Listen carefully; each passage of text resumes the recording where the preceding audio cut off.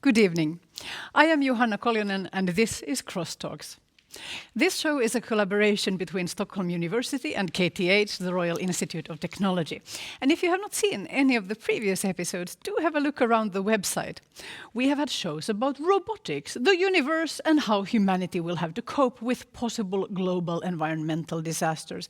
In other words, these days Crosstalks is just like any night at the movies. If you would like to ask questions of the participating professors tonight, a live chat will open straight after the program is over. You can also discuss tonight's topic on Twitter using the hashtag Crosstalks, as usual. Now we will dive deep into the world of statistics and mathematics. In an era of algorithms insinuating themselves into every aspect of our everyday lives, and more information than ever before existing around us, the need for mathematical and statistical knowledge is becoming ever greater. How can mathematics help us? And what will we learn about human behavior when new and vast amounts of data can be efficiently summarized in elegant statistical conclusions? Here with us to discuss these questions are Mats Boij, Professor of Mathematics, KTH Royal Institute of Technology. Welcome. Thank you. Gebrenegus Ghilagaber, Professor of Statistics at Stockholm University. Welcome. And Anders Forsgren, Professor of Optimization and Systems Theory, KTH Royal Institute of Technology. Welcome. Please give our professors a warm round of applause. Anders Forsgren, in your research, you're working with something that greatly affects how we deal with one of our most feared diseases,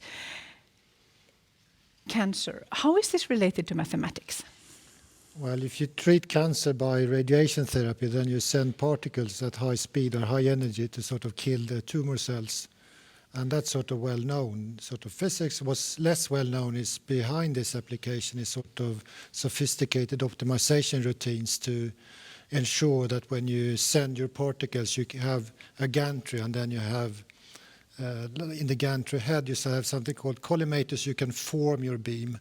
And then you can sort of, by optimization, mathematical optimization techniques, then you make sure that you get the treatment which sort of is the best possible in that it sort of kills the cancer cells and spares the healthy tissue. So you form the beam, the shape of the beam, right. Essentially, to match the shape of the tumor. Yes, but it's not that simple. I mean, basically, but if you do it, even experienced user, sort of a clinician, cannot sort of compete with the mathematical routines that you can actually by optimization do it significantly better. So what comes out, I'm trying to understand, Okay. so what comes out is a program, essentially a tool that will help the clinician Right. define the goal somehow and then apply mathematics to optimize Yes. the beam. Essentially, the clinician says what he or she wants.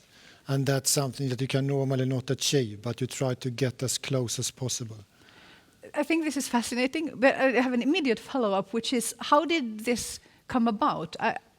As if you're doing research into mathematics, how does your mathematics end up inside the machine, if you pardon the childish question?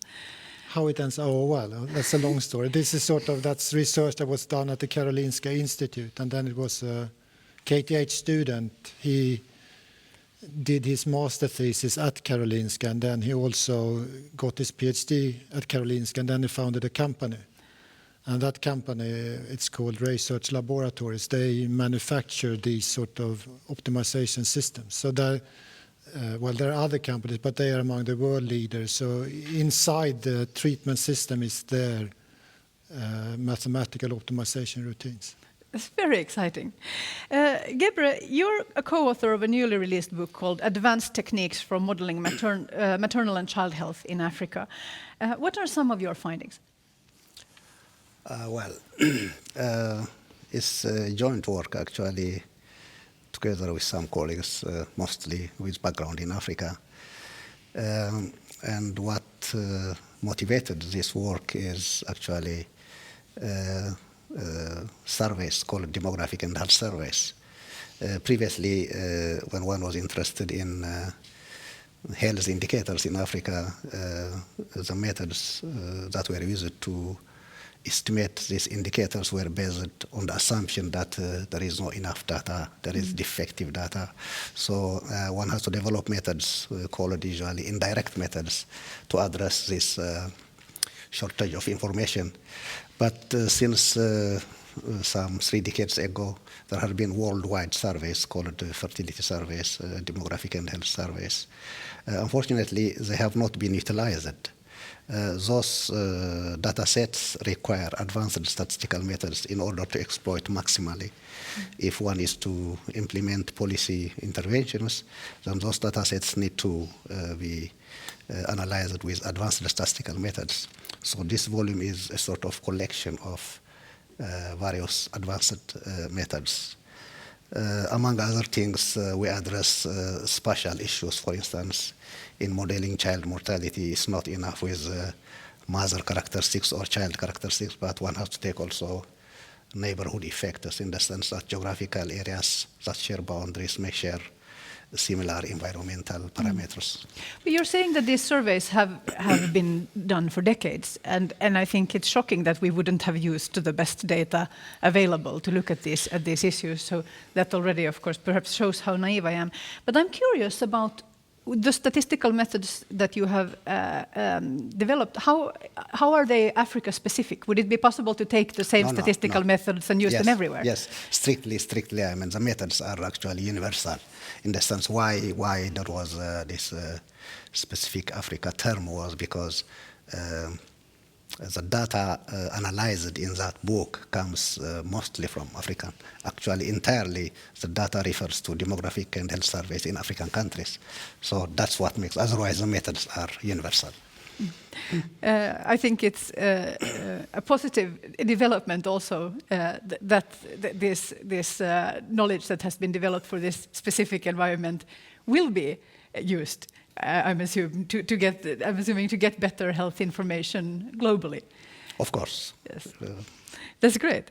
Boij, can you describe why you are so fascinated by mathematics? Well, apart from all these wonderful applications, I think that mathematics has its own inner beauty, and that's what's been fascinating to me. And it's like having a parallel universe around, and you can go there and you can define your own laws of physics, and you can play around and see what the consequences are. That you can see what structures build up when you do different things, and also the ideas about abstraction, generalization, specialization. So you study something very concrete and do this for a few examples, and then you see some common patterns. You make an abstraction, generalize, and then you can see something in the above structure here, and then suddenly you can take it to a completely different area, and you can see consequences that you wouldn't have thought of, but they came from the same things that you discovered above. But do you see what I mean? Yes, but when you're talking about operating with mathematics in this private universe, and then you're saying, and then in this other part, then you're still talking about the abstract, about the mathematical space. It could be applications still. I mean, it could be applications, or it could be applications within mathematics. But it's all tied together in this mathematical universe. But if you just see each of them in their own context, you might not see the similarity. But when you strip it from all the unnecessary details and stuff like that, and you make the abstraction, then you see other things that you wouldn't see before.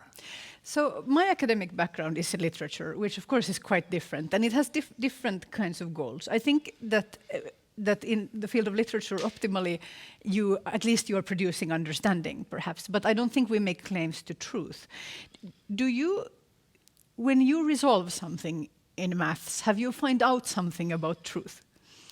Well, that's a philosophical question. I think, of course, it's truth within mathematics, but whether that truth extends outside of mathematics, that's not so clear. I mean, that's the connection between our mathematical universe and the actual physical universe that we experience. Gebre, I have to ask, another one of your studies has looked at the risk, or perhaps chance, depending on the situation, of couples breaking up. So you're in a relationship and then you stop being in a relationship. And there are statistics around this. Can you elaborate a little bit about this and what you found? The type of models I usually use in my everyday research are duration models. Duration models in the sense, how long time does it take until a certain event occurs? And this type of models can be applied in lots of areas where duration is of interest. So that in demography, in family demography, how long does a marriage survive? So how long does it take until a marriage breaks up? And what factors affect? How does, different categories of people differ in this? And the issue which I studied was, actually it was a long time ago, the meaning of cohabitation, this informal cohabitation. Which type of couples have higher risk of breakup? Those who marry directly, or those who first live together in a form of informal cohabitation and then marry formally? So sociologists may have their own theory, and ordinary persons may think different things. And the role of statistics is to collect the relevant data and then analyze it appropriately and come to empirical evidence. So what that shows is that the models, which are applied also in the book, were applied to model differentials across what you call different categories of people. So what it shows is that it's not couples who marry directly, as ordinary people might think. Rather, it is the people who first live in formal cohabitation and then marry that have higher risk of divorce. Higher risk of divorce if you cohabit first. Yeah, that is in this, and this is well documented actually, not only in Sweden but in different countries also. And that takes you to another topic known as what is it then? Once one has found this empirical evidence, then one tries to explain what is this, what makes it, and the answer one gets is that this is selection, we call it. Technically, we call it selection. It means that the type of people who go to direct marriage are not representative of the entire population. They are a selected type of people who are more conservative, possibly, and this very character makes them also to hold difficult situations also.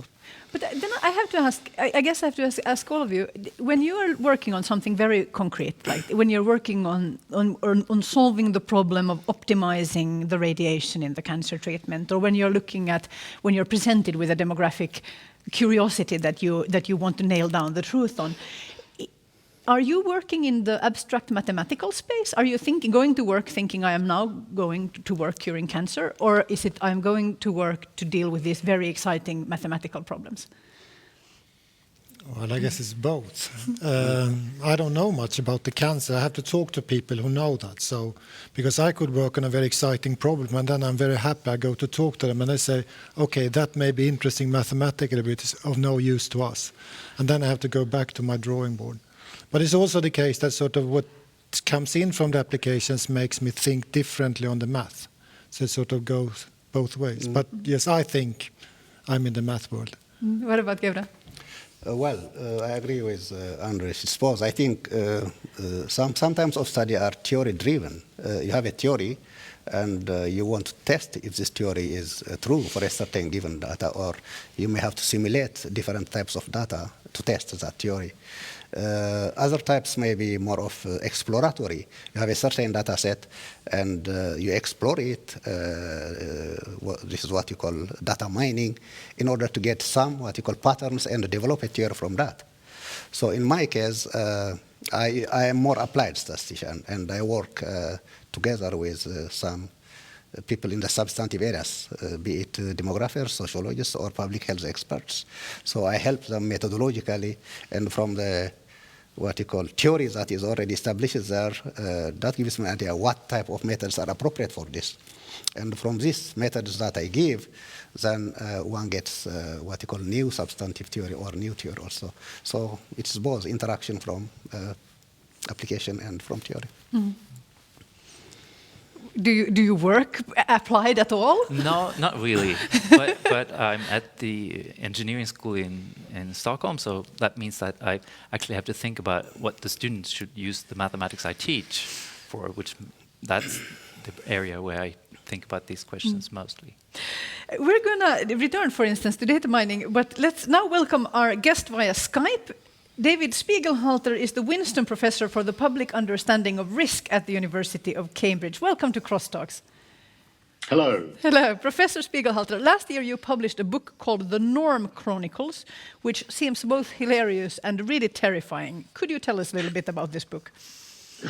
I should first say that my co-author was a literature graduate. So this was a collaboration between someone who's trained in literature and me. I'm started off in mathematics and now do statistics. And the whole idea was to try to bring together a mathematical statistical approach with an approach based on stories, narratives, and feeling people's. So the idea is to sort of humanize statistics, to look at the boundary between the kind of analysis that you're talking about and ask us as humans how we feel about it. As humans, how we feel about statistics. So you're talking particularly about chance and risk, and you're claiming that these are not all about numbers, but quite a lot about feelings. Can you elaborate a little bit on that? Of course. I mean, we're human beings. What we're worried about, what we get anxious about, what we fear is got very little to do with, you might call, the probabilities of things occurring. You know, maybe we get worried about things we shouldn't be worried about, and we don't get worried about things maybe we should. But I don't like to try to tell people what they should be worried about, and we don't do that in the book. We just explore all the different things that we experience in our lives, from birth to transport to radiation, having X-rays, to what we eat, what we drink, drugs, sex, sport, a lot. All of these, can carry bad consequences. And there's no happen. We're all uncertain in our lives. And how can we use statistics to give us some idea of what the consequences might be? So the consequences. So I'm starting to understand now. This means that that understanding that the mathematical, you want to do a thing X, and then that has this statistical probability of some particular consequence. But that information, of course, is not enough at all to make a good decision about what to do, because there might be other consequences, positive consequences, for instance, that you're not taking into account at all. Yet it seems to me, again, as a layman, a little bit unscientific to say that, of course, we have mathematics, but then there are all these feelings. Mats or somebody, would you like to comment on this? Well, I think maybe this is an instance where people in everyday life can actually make a change in their behavior if they have some knowledge of statistics, some knowledge of how to make mathematical reasoning, how to have a feeling for numbers, not that the numbers are important, but that they get a feeling for whether 100 is much more than 10 or not. I mean, Anders? Yeah, well, I don't know. Is math the truth? I don't know. If you give people probabilities, they will not, as you say, I don't think we are that rational. But it certainly helps if you can do sort of some mathematical thinking, and, well, it helps your reasoning to make it more clear. So, but we're saying, I mean, obviously we can understand systems quite well by looking at statistics, because the average is a sort of a factor here. For instance, we can learn things about public health by looking at statistical information. But is it possible to take this statistical information and do something with that in the life of one individual? Or am I thinking wrong if I'm saying that I would like to do that? Gebre is sighing. That's a sign that it's not possible, or? No, well, if I am to connect with earlier statement, I would like to say that statistics deals with trying to quantify uncertainty, to model uncertainty. So one cannot be 100% sure, because usually in statistical studies are based on a sort of a sample and try to generalize over a population. So one cannot be. So what different researchers in statistics do is to try to develop methods that can, what you call, press the information that one have and get the best out of it, to minimize this uncertainty, to minimize the risk of making errors. So one cannot be in 100%, and as was said earlier, once you have such information, when new data comes, it's possible to update it and build on previous information. So, Professor Spiegelhalter, would you say that it's possible to use statistics to live more healthy lives, for instance? I mean, that's what I'm really interested in, because I advise on the design of information leaflets for patients who are facing difficult decisions, and how to communicate risks about floods and things like that. And you know, as people have been saying, the panel have been saying, your statistical work just talks about populations. They just talk about averages. And so, strictly speaking, we can't say this is your risk to any individual. I mean, I can put my details into a computer program. It will tell me I've got a 12% chance of a heart attack or stroke in the next 10 years, and maybe I should take statins. But actually, you know, who knows what my risk is? you know, I don't know, and nobody knows. But it's probably, if I had to make a bet, it probably would be random. Now, of course, it doesn't tell me what to do. Well, that's the thing. That doesn't actually tell one what to do, unless you read the newspapers, in which case it says that you should absolutely not do whatever the thing is. But I mean, like most sciences, I guess, statistics would be a sort of mathematical reading of the past. I mean, most sciences deal with the past. But statistics is quite often used to point into the future, to try and predict the future.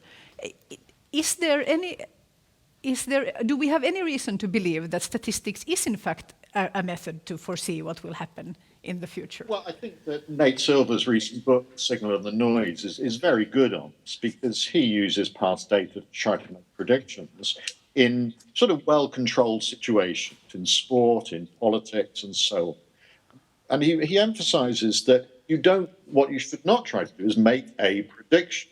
What you should be using your data for is to produce good odds, essentially good betting odds. You know, what would you bet on these things happening? Who's going to win the election?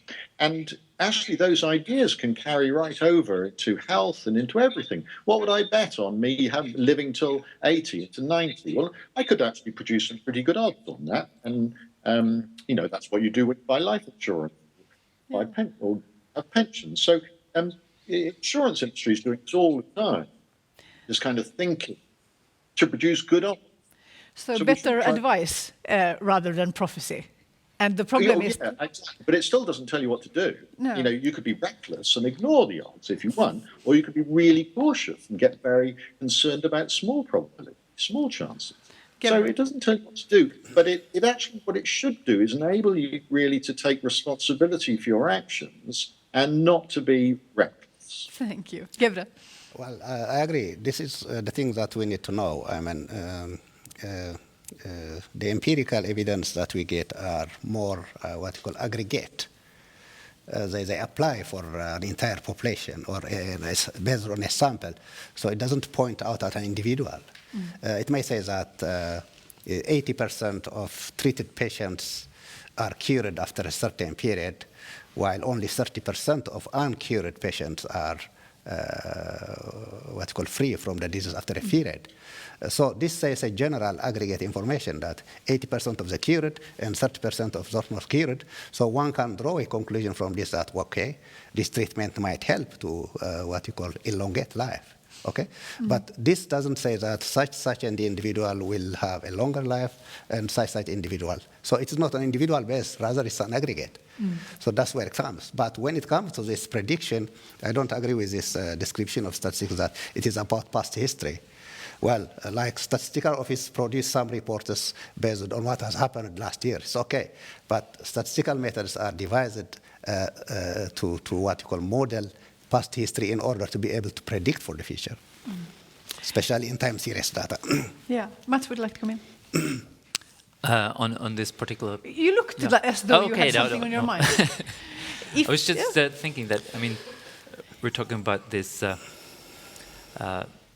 implications and stuff like that. I mean, you see correlation. You see that you do something and something else happens. That's a cause and effect thing, and then you see some correlation in your statistics, and you can think that this is maybe a cause and effect thing, but maybe it's not. I mean, maybe it's just a correlation that same kind of people do this, that do this, and it's not really related in itself. And there's not a huge understanding of this in the general population, I should add. We're going to talk a little bit more about that in a little while, but we're going to let in a little bit more maths. A remarkable story. 10-year-old Linus Hovmöller helped his father, Professor Sven Hovmöller, 3 years ago with a complex scientific problem by using advanced mathematics. Together, they discovered the atomic structure of a type of crystal called approximants. And here they are with us on Skype. Welcome, Sven and Linus. Hello. Hello. Hi. I have to admit immediately that I do not understand the words that I just said. So I don't know what it is that you achieved, but it's a chemistry problem that you solved. Could you tell us a little bit about what you did? Sven, for instance. Yes, we worked on a crystal structure of a complex metal alloy, so that's a mixture of different metals, and they show tenfold symmetry, which has been proven mathematically that material cannot have tenfold symmetry. But nobody remembered to tell the metals that they couldn't be like that. So turned out they were like that. They was discovered by Schechtman some 25 years ago, and he got the Nobel Prize for this 2 years ago. So it's a big discovery, and it's been very difficult to solve the atomic structure by normal crystallographic techniques. So how did this? What is it that you did? What did Linus do? Well, we looked together at electron microscopy images and electron diffraction patterns, and showing this tenfold symmetry. And we also used the computer to do some processing with advanced mathematics like Fourier transforms. And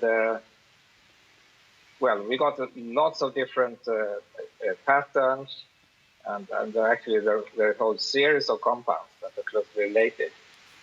And I think the main thing what Linus did was that he helped to sort things out, and he's pretty good at seeing, understanding patterns. So I've been working on this problem for about 8 years with the same data, and without result.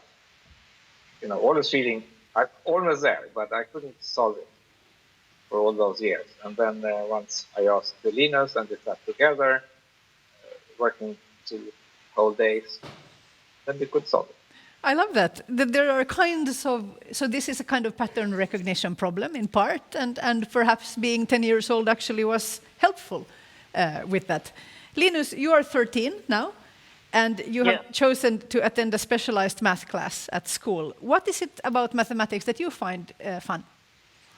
Well, I don't really have anything specific that I like. I just like maths in general and stuff related to math. Mm. What do you plan to do with mathematics in the future? Are you looking at a career somehow that involves these skills? Yeah, well, right now I'm not really sure, but I think I might go into some science or like chemistry or physics branch, but I still want to do something with mathematics. Are there some particular problems that you're curious about solving in the world? Is it going to be more crystals or something else? Well, I'm not really sure right now. Maybe I'll decide in the future.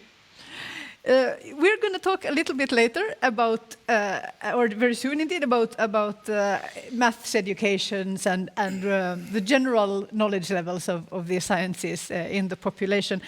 Sven, do you think that the home environment was particularly supportive of maths in Linus, or could any 10-year-old potentially help with science on this level? I think many 10-year-old could. Also, but I do think Linus is quite gifted in mathematics and logics and patterns. For example, one thing made me quite amazed was we together with my wife, Linus' mother, we published a book a couple of years ago and he saw a misprint. The editors had done something funny with the electron microscopy image on the front cover. Nobody had seen that before. But Linus just spotted it. So he's pretty good at patterns. But of course, at home we discuss mathematical or logical problems rather, and things like that. I mean, I go through logarithms with my kids when they're 5 years old, and things like that. Thank you so much for joining us, Sven and Linus Hovmöller, and thank you for your great work. Thanks. Thank you. Bye. Thanks. Bye. That's pretty fantastic. I have to say, not in my house so much logarithms with the 5-year-olds yet, so that might be something I'm doing wrong.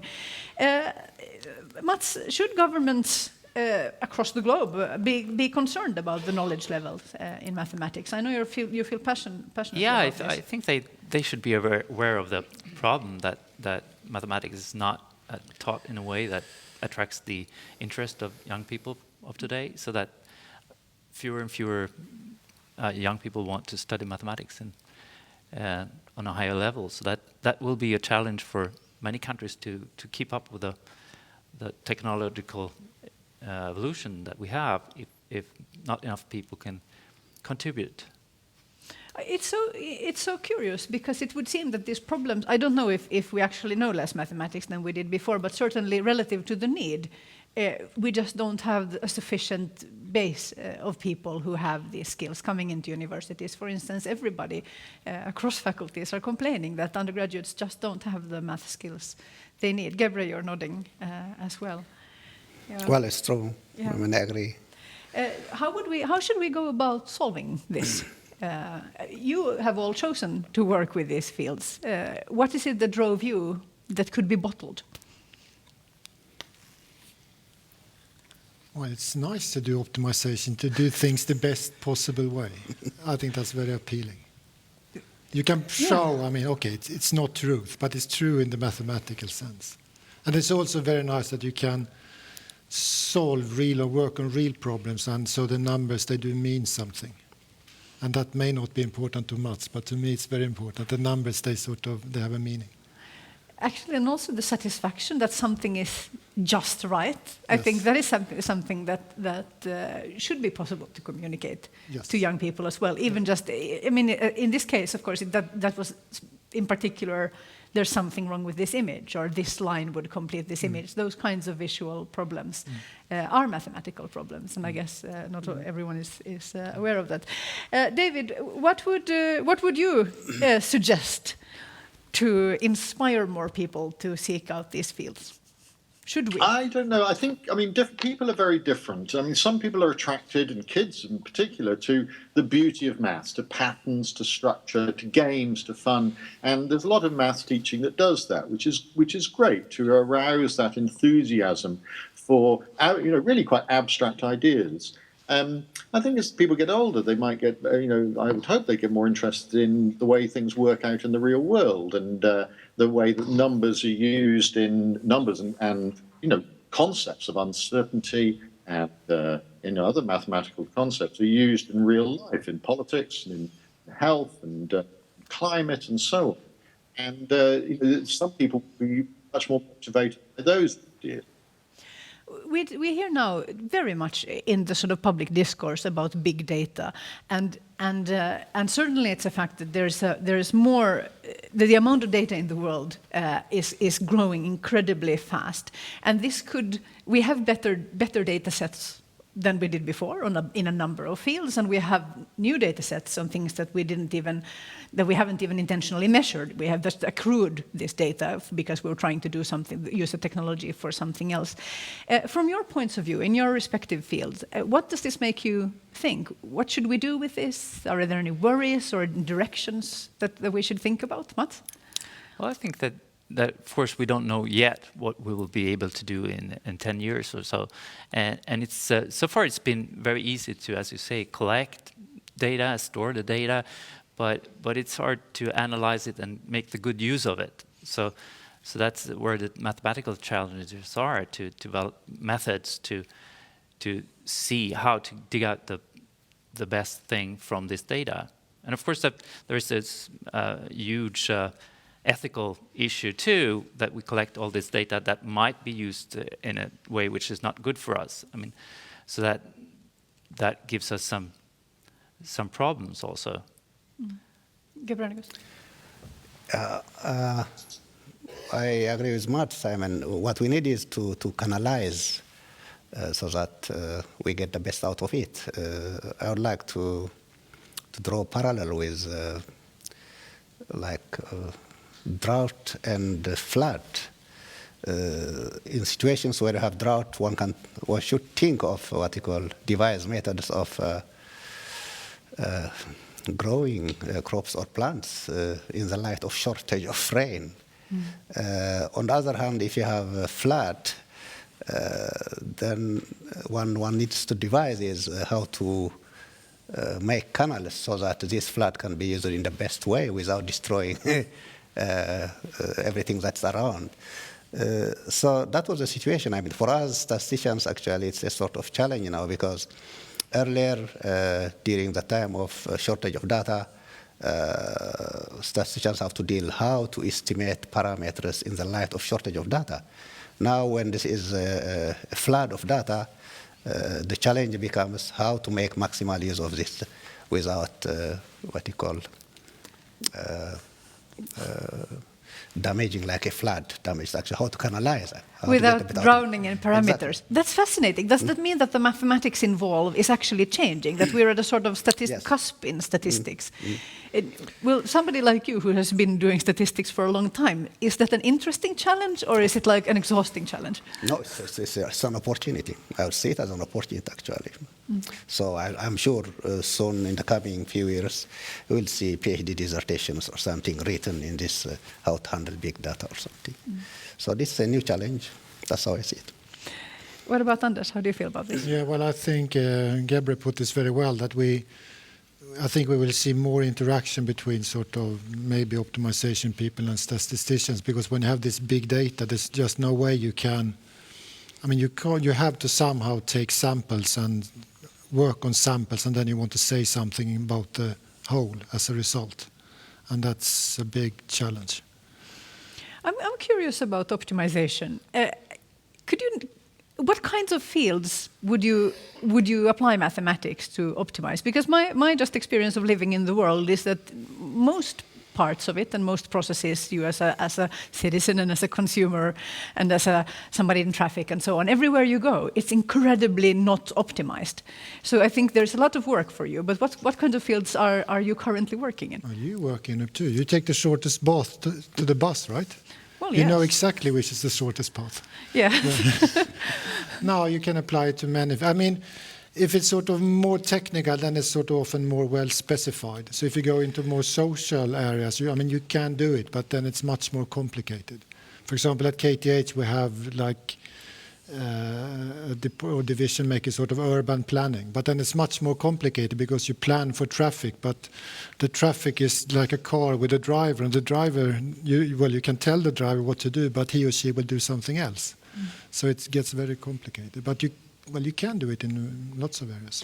One would suspect that there are areas in society where optimization would be very useful, but that nobody's interested in funding it, even though there is, in fact, somewhere a cost. I can't think of an example just now. If I can think of one, I'll get back to you. Okay. I'm just like dating. No, maybe that's not it. We have a question on Skype, I think. Do we have somebody there? Hello? Hello, me? Hello. Hi. Hi, what is your name, please, and what is your question? My name is Frank Schel. I am the CEO and co-founder of a company called Cefello, and we work with Bitcoins, the cryptographic money. And I was curious what the panel thinks of cryptocurrencies. Cryptocurrencies. Do you have an opinion on cryptocurrencies? Anders is sighing. Would you like to begin? No, I don't know enough about the subject to have an opinion, I don't think. In what respect should we have an opinion? Whether it holds any promise for the future of money? Or for the future of mathematics? No? Well, I mean, it shows that, you implement some sort of mathematical algorithms to do this, and once you've developed it and made a program, then you can start analyzing what will be the consequences. And we don't know now whether it will work or not. I mean, we can't prove that it will work. In the mathematical universe, you can maybe construct a model of this, and then you can prove that this will be so and so hard to break through and to make not work. But in the practical universe, you can't really prove that it will be a success or not a success. So there's a Bitcoin has a market cap of more than 9 billion already. Right. For now. Yeah, but for now. So, no, but then, yes, sorry, Anders. No, it just depends so much on sort of what people. You have to make people believe in it. I mean, it's and that's the key. I mean, I don't think that we can, as much say, by math, say much. I guess it. And then we're back to what David was talking about before, Right. that there is the side of it that is about science, and then there is the side of it that is about emotions, right? Yeah. And Bitcoin operates not just as a technical system, but also in a financial market that historically has been very difficult to predict with mathematics. Can I ask you a question? Do you feel that people working with Bitcoin, do you have confidence that the mathematical abilities of everybody working with Bitcoin are high enough? Well, the protocol in itself is actually an innovation that should be taught at any university. It has two different components in it that are fundamental. And the invention is one, decentralized money, which is the first time that it's happened. And it has created digital scarcity, which definitely, if you read the paper that Satoshi Nakamoto, the original inventor of Bitcoin, created, is very much an interesting paper that anyone that is involved in mathematics, I think, should read. So without quite answering the question, I took that to be a yes. You think that you're pretty solid on the maths, you guys? Yeah, I mean, the protocol itself, and then, of course, everyone that is involved in building the infrastructure on top of it doesn't necessarily hold the same mathematical skills to basically understand Bitcoin in its entirety. And a good example, if anyone has followed this, is the biggest exchange just collapsed and all the Bitcoins were stolen. So that's a good indication that the math skills with the people running the companies for Bitcoins are not yet in par with the actual skills that you're. I hear myself echo. Sorry. Yeah, but that would still suggest that. I mean, and also, of course, with so many grad students watching, this suggests careers. Thank you so much for your question. That was interesting. Welcome. Thank you. Yes. Do we have a question from the audience? We've covered so many topics. Yes, please.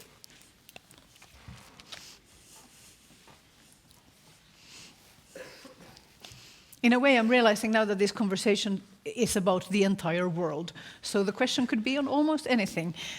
Yes, welcome. Please state your name and ask your question, please.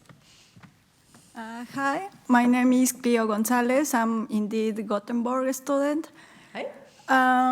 I think that is missing like a bit of exciting about your examples of maths. My background is physics, and I'm doing like master on complexity science, which is mixture of computer science, maths, and physics. And I think that there are a lot of fun examples about statistics, like for example, networks. I mean, you can apply networks, like talking about the brain, but also if you are recording the beat of your heart, I mean, you can like state things or talking about time series. For example, time series, you record the beat of your heart, but also if you record like the movement of the eyes of people when they are sleeping, you have time series. But also if you like, for example, talk about the market, also you have time series. So this behavior of the data you can analyze in the same way.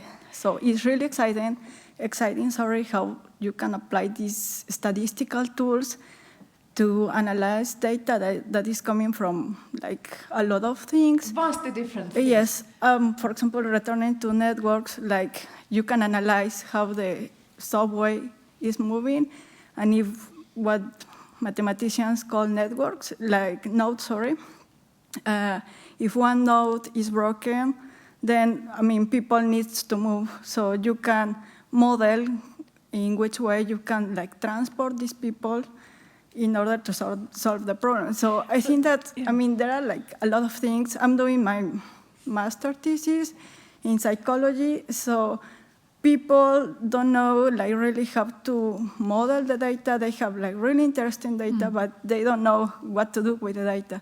So that would, I guess what you're saying, this is a very good feedback point as well, that we should use more exciting examples. I'm sorry, did you have like an actual question? Yes. Yeah, sorry. Yeah. So, sorry about all of this, but I mean, my point is, what do you think that is missing for involving more people into study physics or maths? Because a lot of people think that maths is boring, or they are scared about maths. But I mean, just like, last example, like physics is applied in doing like this fMRI when, the physicists were people that create this fMRI machine, and you come up with a lot of data. So indeed, for like passing this data into the image of the brain, you need to do a Fourier transformation, which is maths, but at the end, in order to see the image, you are applying maths. So, I mean, there are like a lot of examples, yes, I guess. Thank you. So, actually, I'm hearing sort of two questions. One is how do we communicate this excitement about mathematics to the population in general, returning a little bit to what we were talking about before. I think the other question is also, how do we take people in these other fields like psychology who are working, again, with very interesting data sets and say, hey, you should let's use some mathematics on this. We can help you find patterns here. Mats, you look like you have an answer. Yeah, I think for the first question, at least, I think that we all have to do something, and it's about our kids. I mean, if we have kids at home, we have to talk mathematics, show them that we use mathematics, show them the joy of mathematics. The teachers in school have to show their joy of mathematics so that the students keep the joy and the enthusiasm. Because most kids like it when they're small, and then at some point they stop liking it, and maybe it's in 5th, 6th grade or something. And it's because we've stopped doing new interesting things. I think it's that, and also that it's not apparent that people around them are actually using mathematics. Gebre, what do you think? I agree with Mats. And the other aspect I'm thinking is I'm not sure, but if it is a sort of mathematics, physics are sort of indoor subjects whose reward is not visible actually. I would like to suggest more like this actually on mathematics, where we can show, because other areas which we call soft sciences, like communication, media, style or something, they are more visible, they are more, I think, so people are exposed more, partly through there. So I don't think we see the rewards and